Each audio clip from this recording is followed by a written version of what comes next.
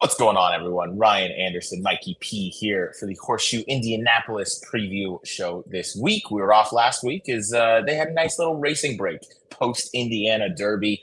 Joined by Mike Perbosi once again. Mikey, how you doing? Doing great. Just finished up a little Saratoga show that we recorded over on the network. So yeah, we're busy looking all over the place for Wednesday action.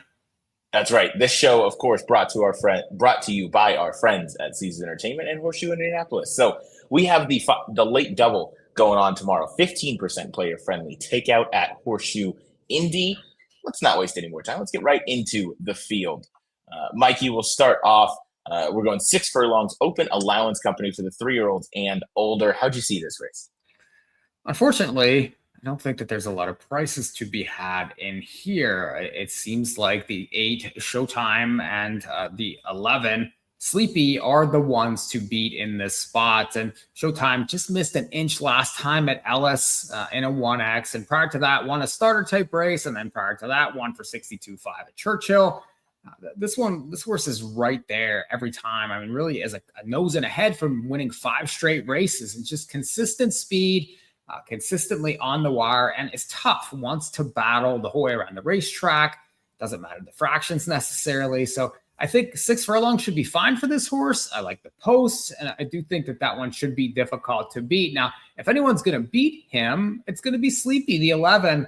That one has been racing more state-bred races, but state-bred stakes around these parts, and he's very competitive. And you look back, I mean, look at that 5.5 number back in April here. Got a 91 buyer at a $55,000 stake.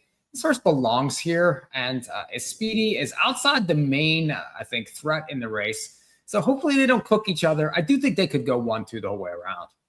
Yeah, I don't disagree. And in fact, I think the number 11 Sleepy is probably going to be the horse that I press up the most here. I'm curious if the 8 shows up in this spot tomorrow. Just ran July 25th for David Jacobson. So it was just a handful of days ago. Would be a quick turnaround. However, with a guy like him, we've seen him make that, that 1 week sort of turnaround before. That being said, if he does get out of here, the number 11 Sleepy is kind of left alone on the front end from that nice outside post position. So I would think that a horse like that would certainly be a big use for me. A couple others that I want to use on some other doubles are going to include number 6 Envision for Will Walden, who's 3 for 6 at the meet. Obviously, he always sends out some well-meant runners. This one last time just did not fire. I think, didn't take a lot of money, took some for sure in that 7-horse field, and ended up fading first-time Lasix, first-time blinkers. Little bit of a red flag there, but gets back onto the main track. I'm willing to give this one another shot at 12-1, especially in a sequence like the late double. And then the other one I thought was a little interesting was the number 4 Storm the Streets, again off that Churchill Downs form. Cuts back a furlong where you could see at that second to last point of call, he was fighting and contending for the lead. So I like that sort of thing on the turn back. Gennaro Garcia, obviously a very sharp horseman and does very, very well at these Horseshoe Indy meets. You can see he's hitting at 19% with 174 runners he sent out. I think he also has a couple winners already today at that Horseshoe Indy card. So I'd use 4-6 on some backup doubles, but yeah, most of my tickets going to go through the number 11 Sleepy, especially if the number 8 ends up scratching out of here, as I do think he's going to be lone speed. But I share your opinion, Mikey. If they both show up, I think they can go 1-2 around this racetrack. So my problem with the 6, and I did look at this one, and Walden's horses always take a lot of money, but the dam here was more of a turf horse, and she did win an off the turf race on the dirt. But most of the horses that she's produced so far have excelled over synthetic and grass. That was the tricky part for me. If this one takes to the dirt, I totally agree with you. I was just, the Walden factor. Now, Into Mischief's obviously on top, can run over broken glass. So, but now, like you mentioned, if the 8 would come out of here, I do think the 6 would probably be next in line to take most of the money. So, I mean, it's just one of those ones where I understand it, but I'm just not so sure that, we'll see. Has to prove it over the dirt. Certainly has to prove it. I'd be willing to take a little bit of a stab at 12-1.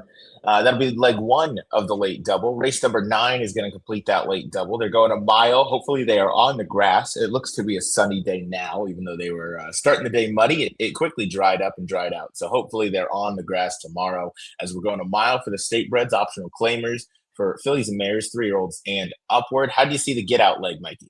So I want the 4 Royal Justice here for sure on tickets. This one has been very speedy over the synthetic, And the turf races are very good. 2 for 2 over this turf course. Won a stake, a listed stake for 100,000 on July the 5th here, and then came back to win a 1x.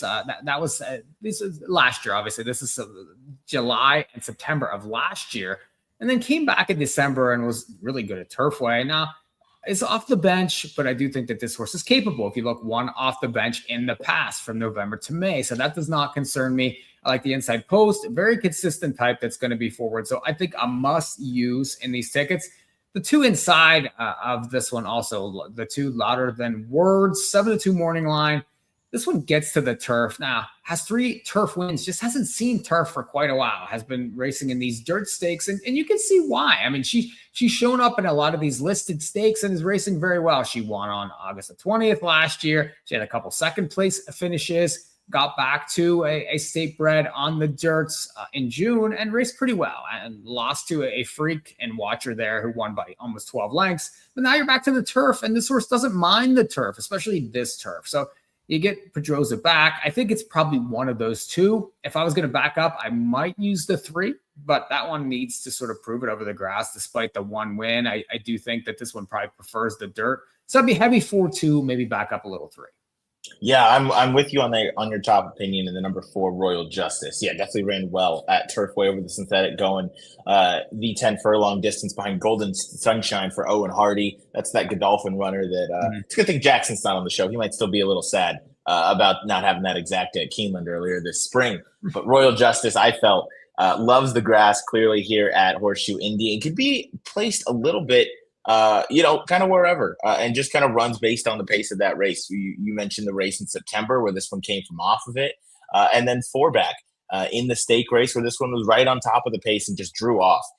Was a big price that day, was second or third choice in that open allowance event. Now faces the state breds for this optional claiming event. I really like Royal Justice in this spot. That's going to be the horse that goes, this is going to be the horse that all of my tickets go through in the last today.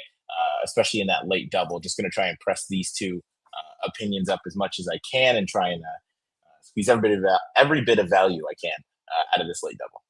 Yeah, and there's a lot of speed in this race, Ryan. If you look at the outside here, I mean, the 7 really wants to go. The 9 really wants to go. I think the 10 wants to be part of the pace. So there's quite a bit of pace outside here. So it could get hot early. I would hope that they would kind of maybe bring the 2 and the 4 a little bit off the pace and be able to finish. So that would be my thought in here. But this is a good race and a very good late double, especially at that $5 multiple. Yeah, absolutely. And the low 15% takeout, that wager taken over across the country. And you love to see it because it does help the horse player.